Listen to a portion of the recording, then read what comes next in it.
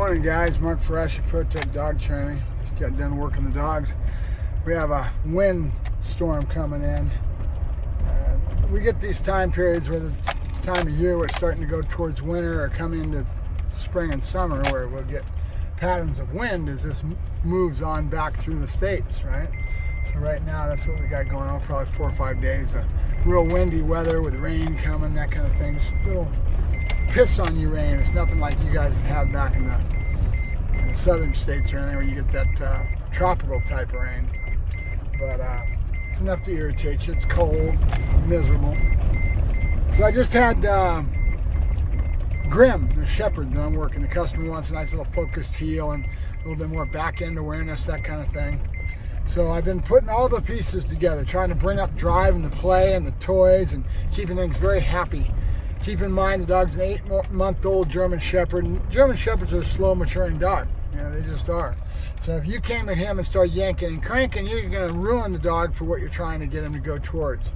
That's the old days, and they didn't require as much as we do now. I want an animated dog. I want a happy dog. I want a dog that enjoys the work. And I want to put the building blocks in the right stages. So I've been doing nothing but going out and doing a lot of ball play. The dog's insecure as far as his agility, so we're doing that. And he's got a certain genetic stamp. You can see that because they didn't do the right things when he was a puppy, he got robbed of it and he didn't get imprinted. If he was imprinted as a puppy with the right thing and the way I build the dog, he'd be 3, 4 steps, 5 steps ahead already, but he wasn't. So not a bad dog. Grim's a good dog. And then you go back to the other fact that I don't build my dogs in a Schützen way all the time. I don't do focused heel and go out and think I'm going to go out and hit the field in a going after IGP. You know, it's not my dedicated, this is the way I build a dog all the time. I'm not dedicated to the sport of Schützen. So it's taken me a little bit of time to put the pieces together till I get them in the right pattern build that I can start building this dog. And this morning I saw it all coming together. All the little pieces that I had put in there are all there for me to draw on.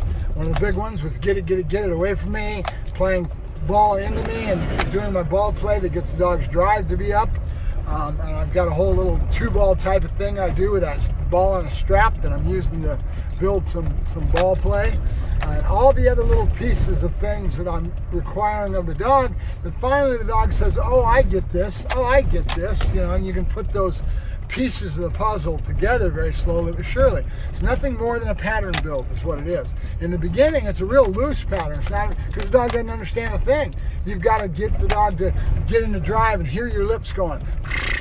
You know, and the boom, that means something to the dog. And these are all things that are going to put the dog's brain into gear and get the dog going in the right direction. So it's how you put that puzzle together that matters. The other big thing is, I came back to it a couple times already in my head today, was listening to that interview with David Kroyer and the guys on Canine Paradigm. It was excellent conversation, but one of the things you hear that David's emphasizing in that is emphasizing in that interview is how we do things in a lot more of a free type of way. We don't have to worry about somebody. There is no exact, guys. There really isn't. It's a matter of understanding how a dog learns, and been doing it for so many years. I go out and I just play with it. I feel with it, and I start to see where the dog's head's at, and I start to say, okay, click, click. And once I get a pattern build to build on, now I can start layering pattern on pattern on pattern and start building the dog, right? It took me a couple good weeks till finally I saw it today where the dog's starting to figure all these little pieces out, and I go, there it is. There it is. Now I can get a good set pattern build and start to convey to the dog what I want in these instances, right? It's hard to explain unless you go out and do it, but that's how you're going to learn. It's just going out and doing it, trying to apply it and failing. You know, sometimes we fail. You don't do that good of a job. The dog doesn't do as well as you'd like to, and you learn from it. You learn from your failures just as much as you do from success. You know, it's just a fact of life. But that's the difference between me doing something for as long as I can I have that confidence in myself to know that I've done this a million times in 1,000 different dogs. Every dog is different. And I'll start going out and I'll start playing with it, and all of a sudden it goes click, I got it, boom, we're off and running, right? Well, that's where I'm at with Grim. We just hit it this morning, and I saw it and I said, oh yeah, there it is. All right, now we got something to build on, right? And I did a video on it, and hopefully I was conveying the thought to you guys well enough that you could see it. But that's what Dave was trying to tell you. You know, that the internet nowadays, there's so much information going on that everybody thinks that there's a secret sauce. Poofda. I'm going to just go ahead and apply this, and it's going to work. No. You have to get out there and start doing it, start feeling it in your gut. And it's like an artist, it really is. There's a lot of science behind it, don't get me wrong. You have to understand the theory of learning, you know, learning theory. Get on YouTube, in Michael Ellis, and Michael Ellis gives it to you. Forrest Mickey's got that one series of videos that he does that's just awesome. It's called The Healer's Toolbox. And if you build a dog with that consistently and follow that whole thing, you'll come out with a pretty good dog. Okay, but now you take that and you say, okay, engagement, right? And then luring, right? And then all the little things that the two ball, the little things that are important that you can put into that puzzle and put it in the mix. I guess the best way of explaining it to you is kind of like grandma in the kitchen. She's cooking, and she's got a little pinch of this, a little pinch of that, and you're going, Grandma, how do you do that? You know, you don't know. Well, if you read a cookbook, they've got exactly teaspoon of this, a cup of that's the baseboard of how to cook that dish. Okay, when I go into the kitchen to cook, I'm not a bad cook, and I do the same thing with my cooking. When I go into the kitchen to cook, I cook it the first time out of a cookbook. Now I know, okay, that's it. Now the next time I cook it, I do the same thing. By about the third time, I'm starting to get a real good feel for it, and now it goes into using my gut. Now I get into a pinch of this and a pinch of that because I've cooked it 2 or 3 times. 2 or 3, 4 times, that's practice, right? And now you can do that thing really well, and it starts to really have some feeling behind that dish that you're putting out. And now it's got that flavor, right? You've married all the flavors, you've got it coming together. It's never going to taste that good the first time I cook something for the first time.